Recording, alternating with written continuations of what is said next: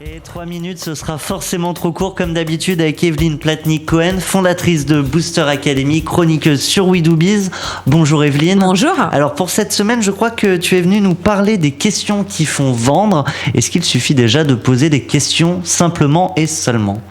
Alors déjà, pas simplement et seulement, mais c'est une étape du processus de vente qui est ultra fondamentale. C'est 80% de votre réussite, elle se fera dans l'intelligence et la pertinence de vos questions, et non pas, comme on pense souvent, dans la qualité de votre argumentaire. Donc on commence par les questions. Alors on va pas tout à fait commencer par les questions, on va commencer par mettre le cadre de l'entretien. Mais très rapidement, la première étape, ça va être les questions de découverte.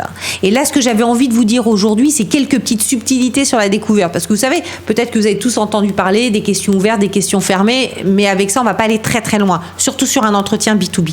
Alors, qu'est-ce qu'il faut retenir ? Il faut retenir déjà qu'on doit avoir des questions extrêmement grand angle pour bien comprendre quels sont les enjeux de l'entreprise et de nos interlocuteurs. Alors, je voudrais juste vous dire un point très rapide, c'est que les enjeux d'une entreprise, c'est une science qui est finie. Il n'y a pas énormément d'enjeux. Ne mélangeons pas enjeux, objectifs et moyens.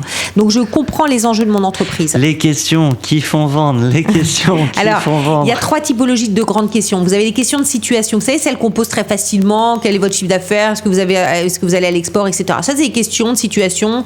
Je fais une photo de l'entreprise. Je passe de la situation photo à la situation vidéo. Et là, je passe à mes questions problèmes. Par exemple, découvrir une très forte problématique. Comment vos collaborateurs, exemple de question, comment vos collaborateurs gèrent le turnover existant ? Et là, on voit bien que dans ma question, déjà, je suis en train de dériver vers des solutions. Donc, je vais dériver gentiment vers des solutions. Mais je vais creuser, je vais aller chercher les problèmes de mon interlocuteur. Un interlocuteur qui n'a pas de problème ne vous achètera strictement rien. Quel est le problème ?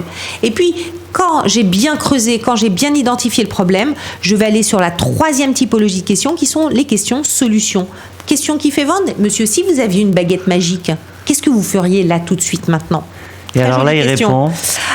Il répondra des choses que, à son avis, il pourra pas faire, mais que miraculeusement, vous avez la situation en main. Mais aussi, comment imaginez-vous telle solution ?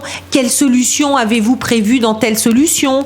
Quel est votre timing ? Voilà, on avance, vous voyez, on passe d'une question photo à une question vidéo, on avance tout doucement, en réalité, vers la solution. Donc, pour devenir soi-même la baguette magique, si j'ai bien compris. La technique de la baguette magique, c'est pas mal. Qu'est-ce qui fera la différence lorsque vous ferez également votre choix ? Voilà, plein de petites questions magiques. Eh bien, baguette magique, c'est la fin. On vous fait disparaître sur l'antenne de We Do Biz.